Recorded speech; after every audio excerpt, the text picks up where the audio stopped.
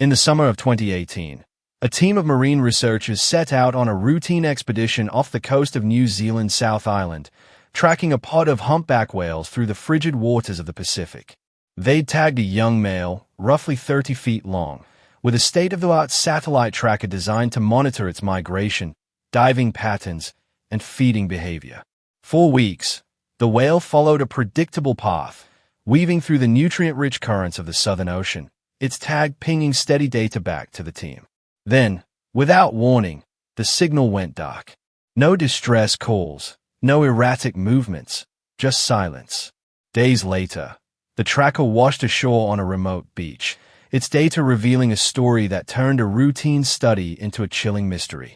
The whale had been moving normally at a depth of about 200 feet when the tag recorded a sudden jolt, a violent acceleration followed by a temperature spike from 41 degrees Fahrenheit to 82 degrees Fahrenheit. Then, an abrupt descent, plummeting nearly 2,500 feet into the abyss, far deeper than any humpback dive on record.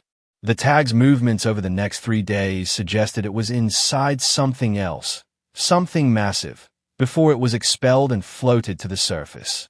The researchers were stunned. Humpback whales are giants, weighing up to 80,000 pounds, with no natural predators once they reach adulthood, or so science had assumed. What could overpower a creature this size, swallow its tracker whole, and dive to such depths? The data didn't lie, but it didn't add up either. Was this an attack by a known predator pushed to extremes, or had the team stumbled across evidence of something entirely new lurking in the deep? The discovery sent ripples through the marine biology community, challenging everything they thought they knew about the ocean's hierarchy. As they dug into the data, 2 theories emerged: a colossal squid, the stuff of seafaring legends, or a pod of killer whales executing an unprecedented ambush. But the deeper they looked, the more the evidence pointed to a truth far stranger and far more unsettling than either of those possibilities. The team, led by marine biologist Dr. Sarah Kwan, retrieved the tracker from a rocky beach near Kaikoura, a hotspot for whale activity. The device was intact, its casing scratched but functional, and its memory held a detailed log of the whale's final moments. At 10:47 p.m. on July 12, 2018, the whale had been cruising at a steady pace, likely foraging for krill. Then, in an instant, its speed surged from 4 knots to nearly 20, as if it had been struck or seized. The temperature spiked to 82 degrees Fahrenheit, far too warm for the surrounding 41 degrees Fahrenheit waters, and the tag recorded a rapid descent, hitting 2,500 feet in under 2 minutes. Humpbacks can dive deep, but not like this. Their typical foraging dives max out at 1,000 feet, and they surface regularly to breathe. This plunge was unnatural, suggesting the whale, or at least the tag, was pulled down by something else. For 3 days, the tag continued to move, its depth fluctuating between 1,800 and 2,200 feet, with occasional ascents to 500 feet. Then, on July 16th, it began a slow rise to the surface, washing ashore 50 miles from the whale's last known location. The temperature spike was the first clue. Humpbacks, like all whales, are warm-blooded, with core temperatures around 98 degrees Fahrenheit, but the tag was external, attached to the dorsal fin, exposed to cold ocean water. A jump to 82 degrees Fahrenheit suggested it had entered a warm, enclosed environment, like the digestive tract of another creature. The depth and movement patterns ruled out a free-floating tag. They matched the behavior of a large, mobile predator. Dr. Kwan's team ruled out human interference. No fishing gear or ship strikes could explain the data. Scavenging was unlikely too. Smaller fish couldn't produce that temperature or dive so deep. Whatever took the whale was alive, massive, and capable of operating in the deep ocean. Public speculation exploded. Online forums buzzed with talk of sea monsters, giant squid, or even a surviving megalodon, the prehistoric shark that dwarfed modern great whites. The media dubbed it the Kaikoura incident, and a documentary, Abyss of the Unknown, was greenlit to follow the investigation. But Dr. Kwan and her team stayed grounded, sifting through biological possibilities. Their first theory pointed to the colossal squid, a deep-sea giant known to inhabit the Southern Ocean. Colossal squids are elusive, rarely seen alive, but their remains have washed up around New Zealand for centuries. Growing up to 46 feet, including their tentacles, and weighing over 1,000 pounds, they're the largest invertebrates on Earth. Their massive beaks, capable of crushing bone, and powerful arms, lined with hooked suckers, make them formidable predators. Fishermen's tales of squid battling sperm whales have long fueled their mythic status, and scars on whales often bear the telltale marks of squid suckers.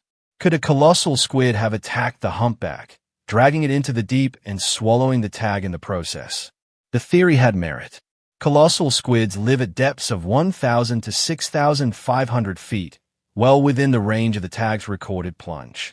Their stomachs could reach temperatures of 80 to 85 degrees Fahrenheit during digestion, close to the 82 degrees Fahrenheit spike.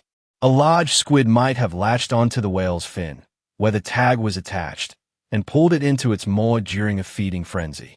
The tag's 3-day journey inside a moving creature could reflect the squid's slow digestion, followed by expulsion.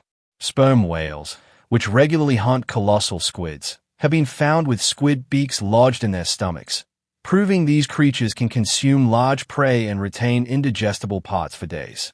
But cracks appeared in the squid theory. Humpbacks are agile and powerful, with thick blubber and strong tails capable of stunning predators. A 30-foot whale outweighs even the largest colossal squid by a factor of 40. Squids typically target smaller prey, fish, smaller squid, or juvenile whales at most. Attacking an adult humpback would be a monumental risk, likely resulting in a prolonged struggle. Yet the tag showed no signs of a fight, no erratic zigzags or breaches, just a sudden jolt and descent. Colossal squids also lack the speed to chase a whale moving at 20 knots. Their hunting style relies on ambush, using bioluminescent lures to attract prey in the dark. A humpback, feeding near the surface, would be outside their typical hunting zone. And while squid beaks are sharp, they're not designed to tear through a whale's tough hide in one clean strike. The data suggested a single, overwhelming attack, not a grappling match. The team also considered the squid's physiology. Their digestive systems are efficient but slow, and the tag's 3-day journey inside a warm environment fit the profile. However, the depth fluctuations, 500 to 2,200 feet, were too dynamic for a squid, which tends to stay in deeper waters. The tag's final ascent to the surface also raised questions. Squids don't typically expel waste in shallow waters. Their remains sink or are consumed by scavengers. The more Dr. Kwan's team analyzed the data, the less the squid theory held up. It was plausible but incomplete, unable to explain the speed, force, or behavioral patterns of the attack. The second theory pointed to orcas, the ocean's most versatile predators. Killer whales are known to hunt in pods, using intelligence and teamwork to take down prey as large as blue whales. Off the coast of California, orcas have been filmed ramming humpbacks to separate calves from mothers, and in Antarctica, they've perfected wave washing to knock seals off ice floes. Their core temperature, around 98 degrees Fahrenheit, is higher than the tag's 82 degrees Fahrenheit reading, but digestion could lower the temperature in their stomachs. Orcas are also capable of deep dives, though rarely beyond 1,000 feet, and their pods roam widely, matching the tag's 50-mile journey before it washed ashore. The orca theory gained traction after reports surfaced of a pod spotted near Kaikoura days before the incident. Local fishermen described a group of 8 orcas, including a massive male, patrolling the area.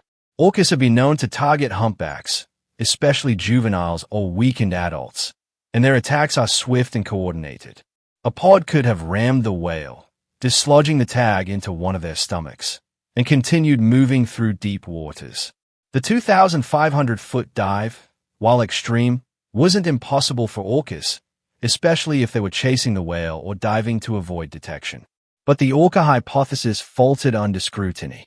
Orcas don't swallow prey whole. They tear off chunks, targeting blubber and muscle. A 30-foot humpback would take hours to dismantle, leaving blood slicks and debris that would attract seabirds and sharks. No such signs were reported near Kaikoura. The tag's data showed a single, Clean event. No prolonged chase or surface activity. Orcas also hunt in groups, but the tag's movements suggested a solitary predator, not a pod scattering after a kill. The temperature discrepancy, 82 degrees Fahrenheit versus an orca's 98 degrees Fahrenheit, further weakened the case. If the tag had been in an orca's stomach, the reading should have been closer to their core temperature. And while orcas can dive deep, a 2,500-foot plunge immediately after an attack is unusual. They typically stay in shallower waters to breathe and coordinate. The absence of a broader ecological impact also raised doubts. Orcas are disruptive predators. In South Africa, their presence drives great white sharks out of entire regions for months. If a pod had attacked a humpback near Kaikoura, other whales and marine life would likely have fled or altered their behavior. Yet local humpbacks continued their normal migrations, and no mass exodus was recorded. The attack was isolated, precise, and left no visible trace, qualities that didn't match the orca playbook.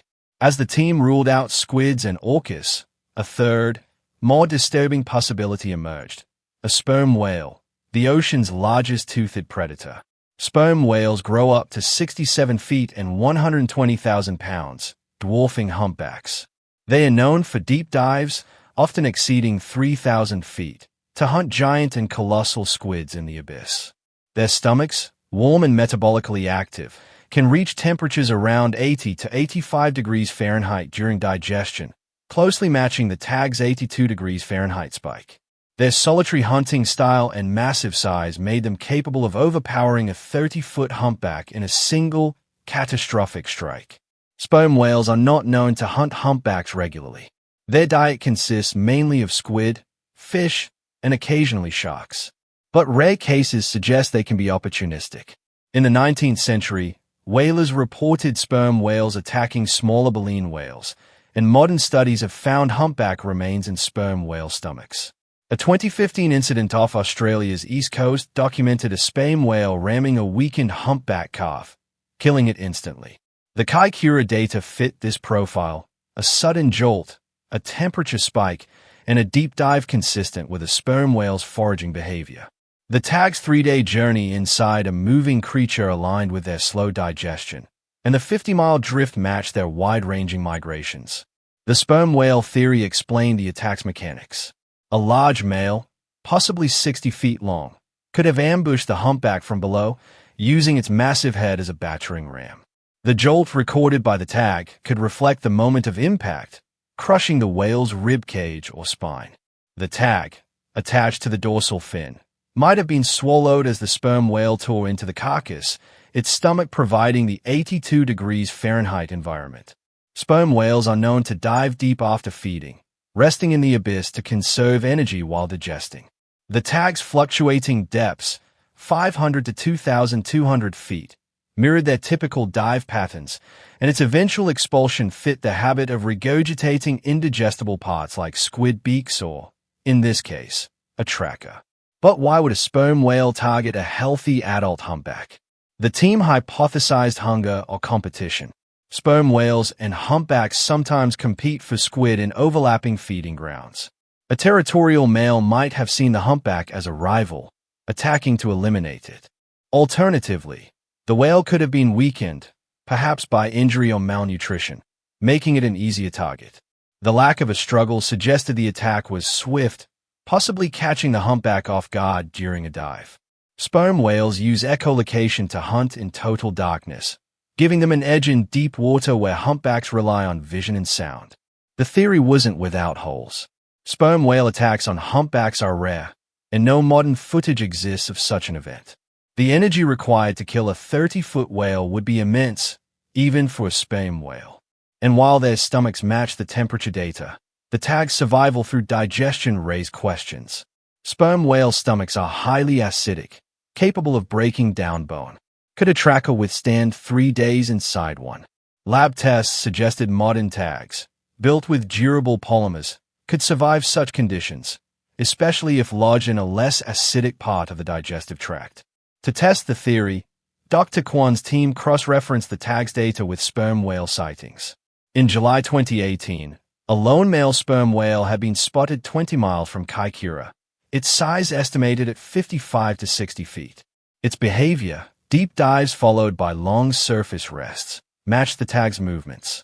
The team also analyzed humpback populations in the area.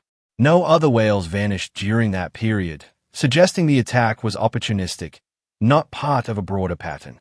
This ruled out a rogue predator targeting whales systematically. The sperm whale theory gained further support from historical data. In the 1980s, a sperm whale off the Galapagos Islands was found with baleen whale tissue in its stomach, and in 2006, a humpback carcass off Hawaii showed bite marks consistent with a sperm whale's massive jaws. These cases, though rare, proved sperm whales could target baleen whales under certain conditions. The Kaikoura incident fit this pattern, a single, violent attack by a solitary giant, leaving no trace except a battered tag. The team's findings reshaped their view of the ocean's food chain.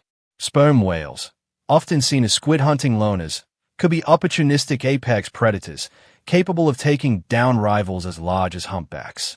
The ocean's depths, where light barely penetrates, hide interactions we rarely witness. The tag's data offered a rare glimpse into this world, revealing a predator-prey dynamic science had underestimated. If a sperm whale can kill a humpback so cleanly, what else was happening in the abyss? Public reaction was a mix of awe and fear. Social media lit up with clips from Abyss of the Unknown, showing dramatized reenactments of a sperm whale's attack. Viewers debated whether such giants posed a threat to other marine life or even humans. Scientists were quick to clarify, sperm whales are not aggressive toward people, and this incident was an outlier, likely driven by specific circumstances. But the idea of a 60-foot predator ambushing a humpback in the dark tapped into primal fears, echoing tales of Moby Dick and Krakens. The investigation also raised questions about technology's limits. Satellite trackers are invaluable, but they capture only fragments of the ocean's story. The 80% of the sea that remains unexplored holds secrets we can only guess at. Other tag anomalies, sudden signal losses, unexplained temperature spikes, hint at similar events. In 2019, a minke whale's tag off Iceland recorded a similar plunge to 2,000 feet before going silent. In 2021, a gray whale's tag off California showed a temperature spike and erratic movements before washing ashore.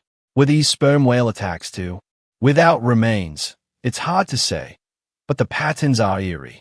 The Kaikoura incident forced marine biologists to rethink sperm whale behavior. Once thought to specialize in squid, they may be more versatile than we realized, adapting to new prey as ocean ecosystems shift.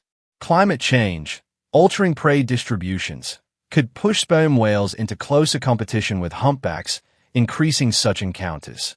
The team called for more funding to tag sperm whales directly, hoping to track their movements and confirm their role in the incident. For now, the sperm whale theory stands as the most likely explanation. It accounts for the temperature, the dive, the solitary movement, and the tag's survival. But it's not airtight. The ocean guards its truths fiercely, and without a carcass or footage, some doubt lingers. Could another predator, a massive shark, an unknown species, be out there? The data says no, but the ocean's vastness keeps the door open to speculation. What makes this case so haunting is its implications. If a sperm whale can take down a humpback without a trace, the ocean's hierarchy is more fluid than we thought. Apex predators don't just rule. They compete, sometimes violently, in ways we're only beginning to understand. The tag's journey through the abyss is a stark reminder. We're visitors in a world where giants clash in silence, far beyond our reach. For Dr. Kwan, the incident was personal. She'd spent her career studying humpbacks, their songs, their migrations, their resilience. To lose one to a hidden predator was a gut punch, but it also fueled her drive to learn more. Her team's work continues, tagging whales and analyzing data, hoping to catch another glimpse of the ocean's unseen battles. The Kaikoura incident, now a cornerstone of marine biology, has inspired a new generation of researchers to probe the deep, chasing answers to questions we didn't know to ask.